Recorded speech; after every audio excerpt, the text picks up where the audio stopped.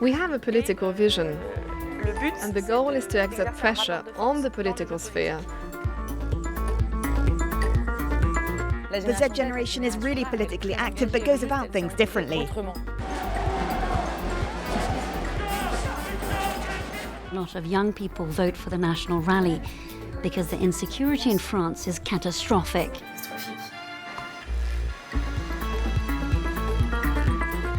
And welcome to a new edition. I'm Nadia Sharby, and this week we're putting the focus on the political participation of France's youth. According to the latest figures, just 13% of 18 to 24-year-olds cast their ballot in the 2021 municipal poll. And that's just the latest in a string of historic lows. There are loads of people. Everyone's preparing for the march. Lots of volunteers are making sandwiches and meals. This is the headquarters for a number of Parisian environmental organisations. Mathilde is an old hand here. She's been volunteering at Alternatiba for the past couple of years alongside her studies at Paris Dauphine University. Today, she'll be leading a climate march.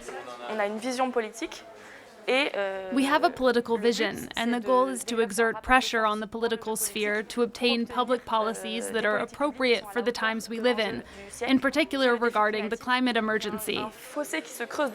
There's a huge gap between the growing awareness around the climate emergency and the total absence of adequate measures being taken politically.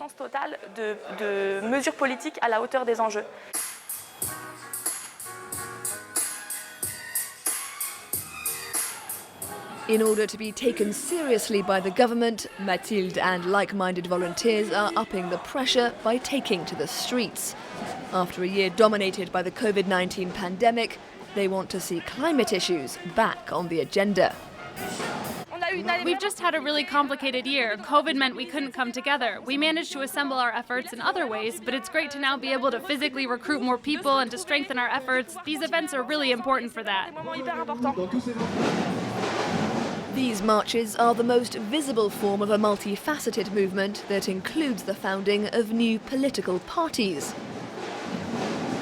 Pierre-Emmanuel and Axel have launched one such movement called Circular Economy 2022. Its focus is to influence candidates in next year's presidential election.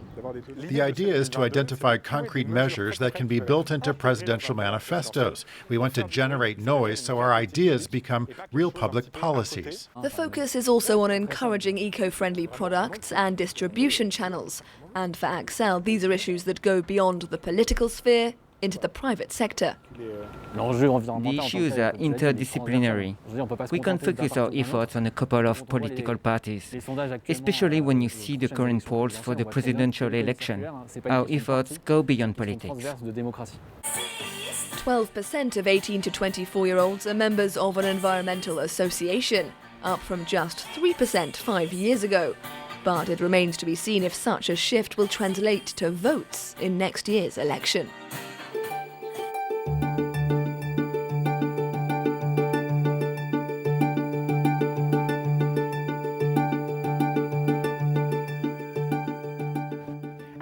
About youth political engagement, I've come to meet Flora Ghebali, an entrepreneur and activist and the author of an essay entitled My Generation Will Change the World. Hello, thank you very much for being with us. Bonjour. Hello, and thanks for having me. Now, first, when we talk about French youth, we're actually talking about two subcategories, two age groups. Why and how do they differ on this? So there's the Generation Y, the 80s and 90s generation, and also the Generation Z, which starts from 1995. The Generation Z is what we can call digital native. They've built their activism and political life via the internet. This generation is completely different and is already what you could call the new world. There's a difference between the two because we often say Generation Y was looking for meaning, looks at politics from afar.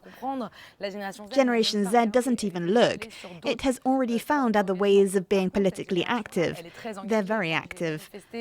I was at a Black Lives Matter protest last year and I would have loved to be 18 years old again, to see all this energy, the activism, that my generation didn't really have. And as we've just seen, in France, as in other democracies, the country's youth largely prefer to vote with their feet or with their wallet rather than in the ballot box. But would the emergence of a new, more inclusive, active and perhaps horizontal model of citizenship be so bad for democracy? It's not bad at all, quite the opposite. I think it's good. Today, 40% of 18 to 30-year-olds are part of an association working for others. The problem is politics. Politics needs to reinvent itself to create models that are a lot more horizontal, where each actor in society has their own responsibility, whether that be people, companies or politicians. The roles aren't clearly defined. I think that's the key to institutional reform that would finally work. You need to give the right role to each actor so they can be involved in the way they want to be. But also we have a very active democracy, as there are so many protests, associations and so much engagement on social media. Well, in the face of such a disconnect, political parties are all vying to attract young voters, and social media has become a key battleground, including for the far right, that is making some serious inroads ahead of the 2022 presidential poll. Tonya defines herself as a right-wing TikToker. She has more than 27,000 followers on the platform. The videos the 24-year-old makes are simple and popular with teens. I use a certain type of humor to get my points across, because that always works better than being too blunt, especially on social media. Among the politicians she admires, Éric Zemmour and Jean-Marie Le Pen, figureheads of the French far right.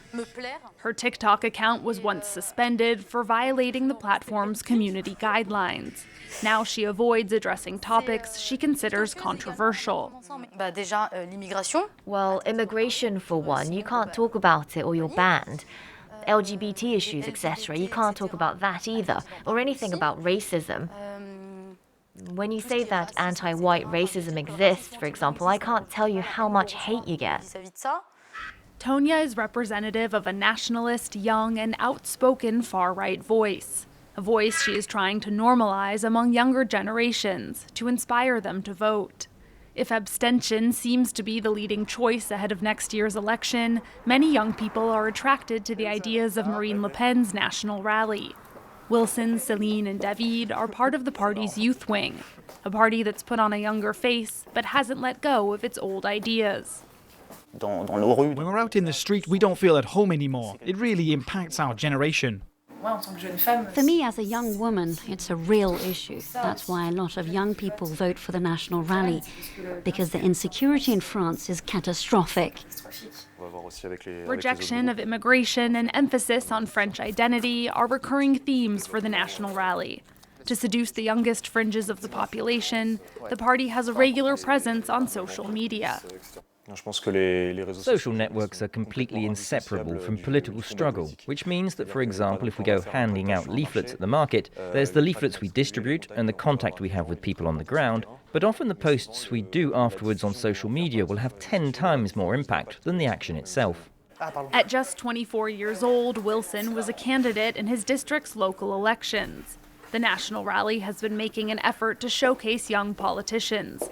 12% of their candidates in June's regional elections were under 30, twice as many as in France's other parties.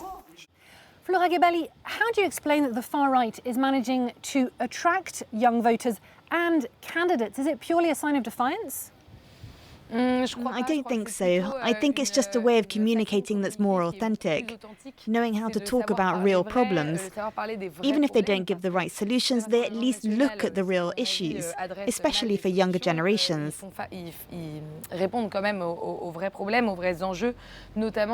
Unfortunately, I feel like they may be the only ones who understand that so clearly. And it's quite surprising to say they're the only ones to do that. At the same time, you see that with the far left too. Do you need to have extreme ideas to be understood by everyone? Is radicalism the new watchword, or is it just rather politicians are lost amongst B2B politics? Politicians talking to other politicians. And you see that at midway elections. Politicians talking to militants who speak amongst themselves but don't actually talk to France's general population. And already in the last presidential poll, Emmanuel Macron faced the far right in the runoff round. And it's interesting to note that he is France's youngest ever leader. And he'd campaigned on a bid to represent this electorate, not least through more participatory democracy. Did he not deliver? That's how he won. Each president brings about a feeling of hope. Without hope, there's no victory. But he has also created disappointment like his predecessors. When the new political leaders who arrived at the National Assembly weren't trained up, there were lots of blunders. Secondly, when you have an overwhelming majority at the National Assembly, it has only a relative usefulness. And thirdly, even if he brought young people to the forefront, go and look at the top jobs. Look at the Élysée. There isn't gender parity. There's no room for women. So how can you expect there to be room for young people? So clearly for you, the onus is on politicians. But looking forward, should France perhaps do more to facilitate youth electoral engagement by working on its civics and citizenship education programme? Yes, I think school is key to change.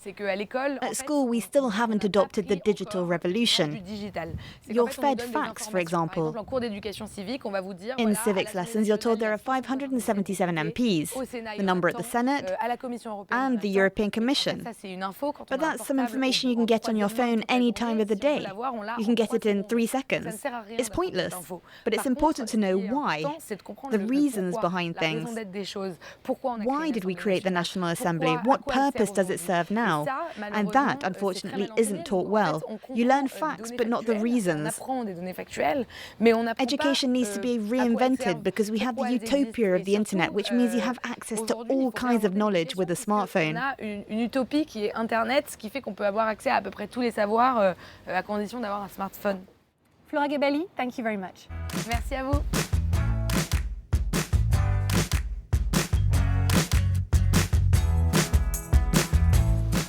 And with that, we leave this edition. Thank you for watching. Stay tuned to France 24.